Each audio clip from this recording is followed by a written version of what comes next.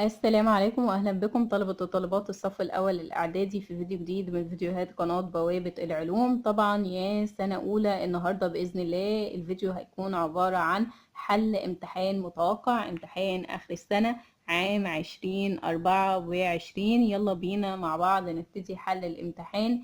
البداية مع السؤال الاول: الف اكمل العبارات. والعبارة رقم واحد: بيقع حزام الكويكبات السيارة بين كوكبي نقط ونقط.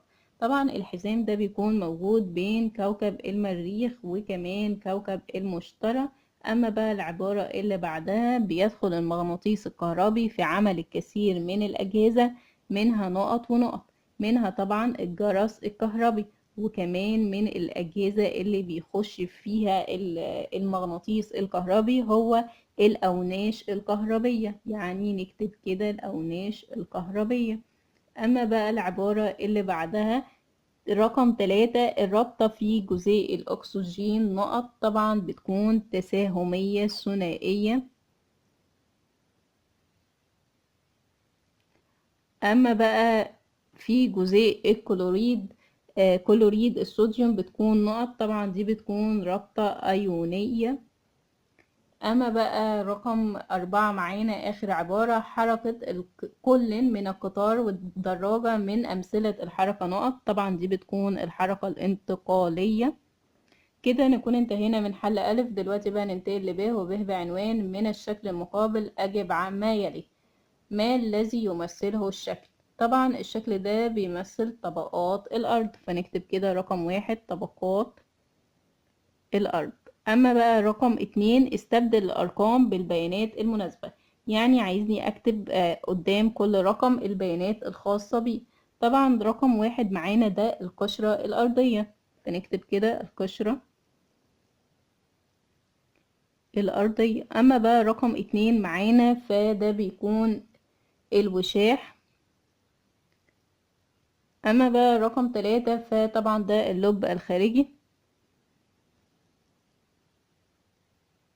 أما بقى رقم 4 آخر حاجة معانا اللب الداخلي.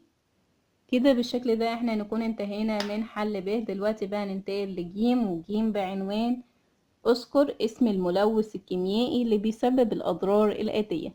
ملوث كيميائي بيسبب تهيج الجهاز العصبي والتهاب العينين. طبعا ده بيكون أكاسيد النيتروجين، نكتب كده أكاسيد النيتروجين. أما بقى اللي بيسبب الإصابة بسرطان الرئة فطبعا ده بيكون نواتج احتراق الفحم.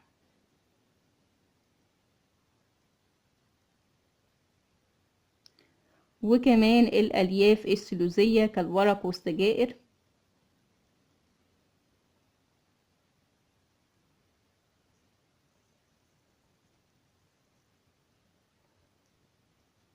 كده بالشكل ده احنا نكون انتهينا من حل السؤال الأول في الامتحان. دلوقتي بقى ننتقل للسؤال التاني. ألف اكتب المصطلح العلمي. والعبارة رقم 1: مقدار قوة جذب الأرض للجسم. طبعا إجابة بتكون الوزن.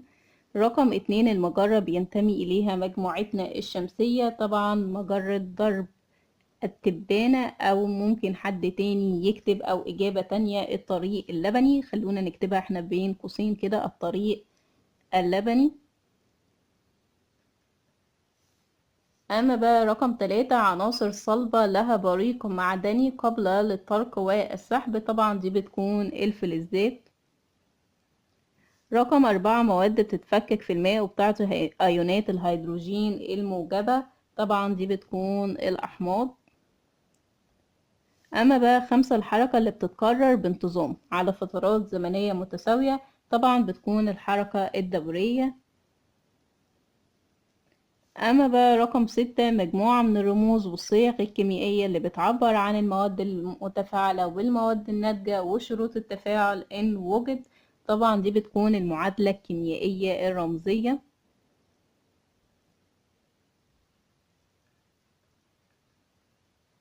أما بقى رقم 7 أو العبارة الأخيرة معانا: الموجات التي يلزم لانتشارها وجود وسط مادي.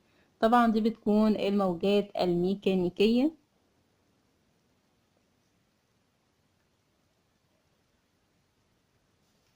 كده نكون انتهينا من حل ألف. دلوقتي بقى هننتقل لب، وب بعنوان اذكر أهمية واحدة لكل من. رقم 1 أشعة جاما، طبعا اكتشاف وعلاج الأورام.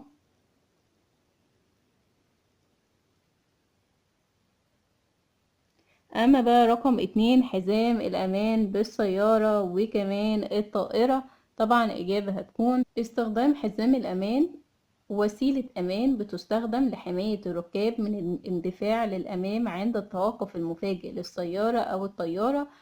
هو ده استخدام حزام الأمان والأهمية الخاصة بيه.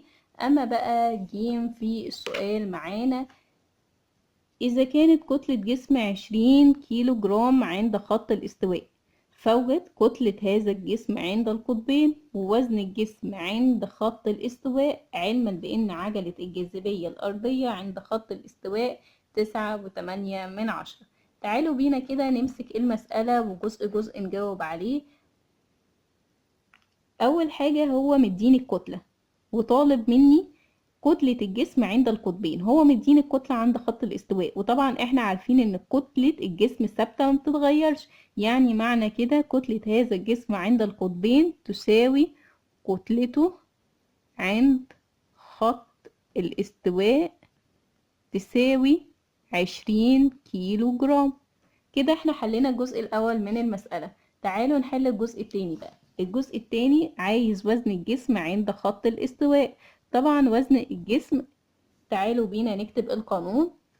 طبعا القانون مهم جدا لأنه بيساعدنا في حل المسألة بسهولة وفي ترتيب الأفكار. وزن الجسم عند خط الاستواء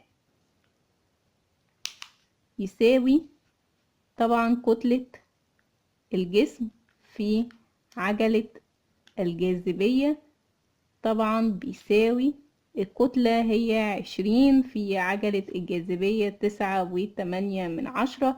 طبعا باستخدام الآلة الحاسبة هيكون الوزن 196، وطبعا وحدة القياس النيوتن. كده بالشكل ده احنا نكون حلينا المسألة ببداية كتابة القانون، بعدها طبعا التعويض عن القانون، وعرفنا ان الكتلة ثابتة لا تتغير. تعالوا بينا بقى ننتقل للسؤال الثالث. وألف في السؤال الثالث علل لما يأتي. رقم 1 ضرورة تشحيم تروس الآلات الميكانيكية. ليه ضروري اني اشحم تروس الآلات الميكانيكية؟ طبعا الإجابة هتكون لحمايتها من التآكل والتلف. طب والتآكل والتلف ده بيجيلها منين؟ طبعا الناتج عن احتكاكها ببعضها.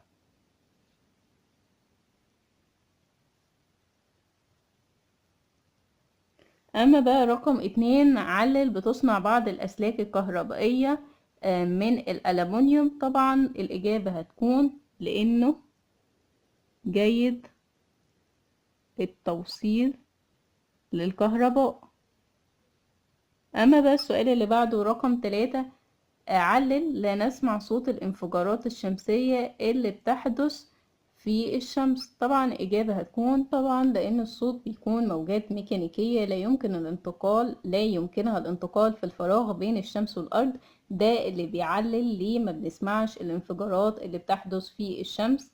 أما بقى السؤال الثالث علل لا نسمع. علل عندما تفقد الذرة الفلز إلكترون أو أكثر بتصبح أيون موجب. علل. طبعا الإجابة هتكون لأنه عدد البروتونات الموجبة يصبح أكبر من عدد الإلكترونات السالبة بمقدار ما فقدته الذرة من إلكترون. هي دي تعليل العبارة الأخيرة معانا في سؤال علل. دلوقتي بقى ننتقل لب، وب بعنوان ادرس الشكلين وأجب. ورقم 1 ما اسم الجهاز الموضح؟ طبعا الجهاز ده يكون اسمه يا سنة أولى إعدادي التلسكوب. طبعا بيسألني فيما يستخدم. طبعا الإجابة هتكون رؤية ودراسة الأجرام السماوية، بنستخدم التلسكوب فيها. أما بقى رقم 2 جايب لي حمض النيتريك وطالب مني ما أثر إضافة صبغة عباد الشمس للأنبوبة. طبعا لو حصل وضفنا صبغة عباد الشمس بيتحول لونها إلى الأحمر.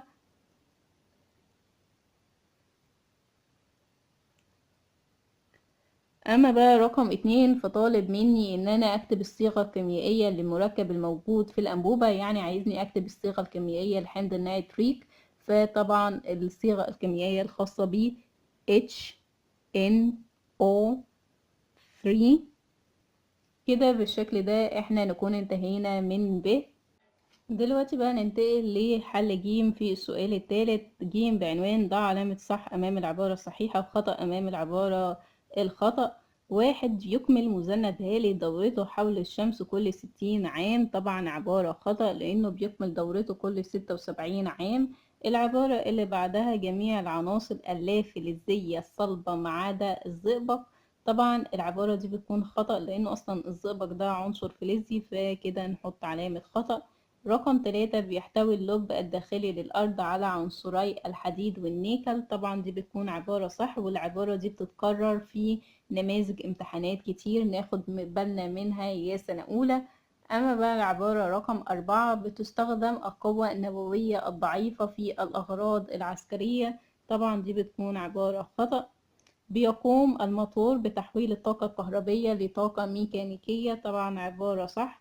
العبارة بقى رقم 6 والأخيرة، كثافة كواكب المجموعة الخارجية كبيرة نسبيا. طبعا دي بتكون عبارة خطأ.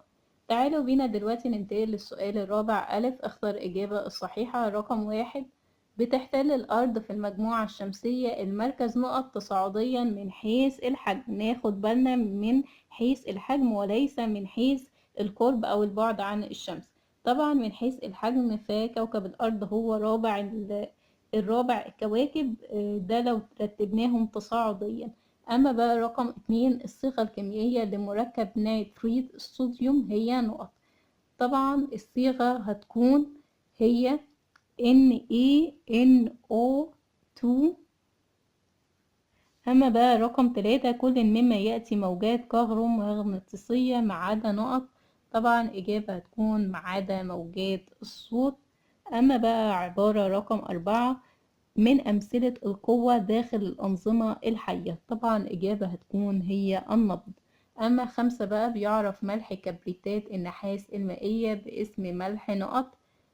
طبعا الإجابة هتكون التويتيا الزرقاء، هي دي الإجابة.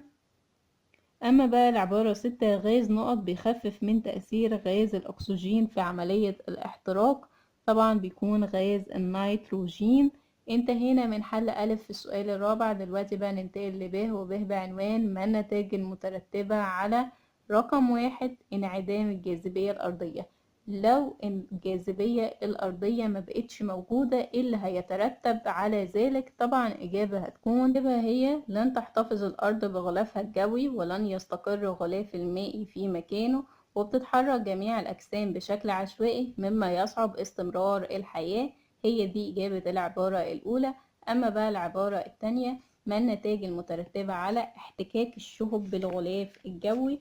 طبعا بيترتب على ذلك تحترق تماما بفعل الحرارة الناتجة عن احتكاكها بجزيئات الهواء وترى على هيئة سهم ضوئي. دي إجابة العبارة الثانية.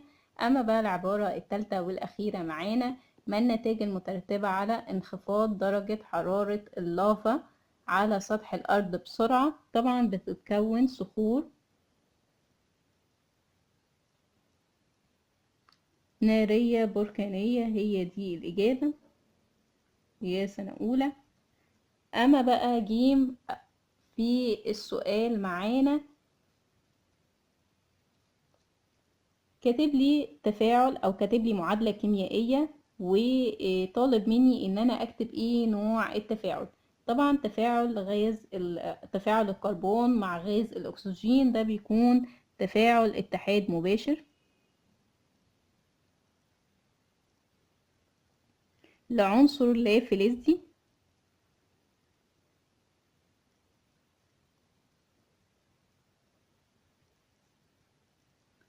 مع عنصر لا فلزي اخر.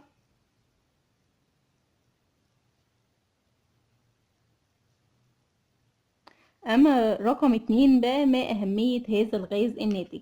غاز ثاني اكسيد الكربون ده ايه اهميته يا سنة اولى؟ طبعا غاز ثاني اكسيد الكربون ليه اهمية، وهو الإجابة هتكون إنه بيستخدموا النبات الأخضر في عملية البناء الضوئي لتكوين الغذاء لجميع الكائنات الحية. هي دي استخدامات غاز ثاني أكسيد الكربون. وإجابة رقم 2 في جيم. أما بقى رقم 3، طالب مني إن أنا أحسب مجموع كتل كل من المواد الداخلة والمواد الناتجة عن التفاعل، علما بأن الكتل الذرية للأكسجين 16 والكربون 12.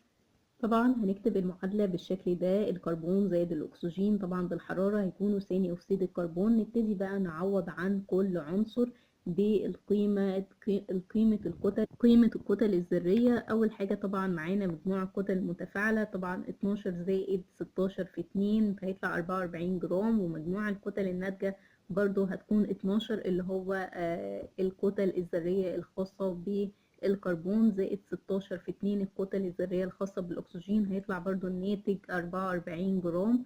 كده بالشكل ده احنا نكون انتهينا من حل الامتحان، امتحان متوقع للصف الأول الإعدادي الترم الثاني عام 2024.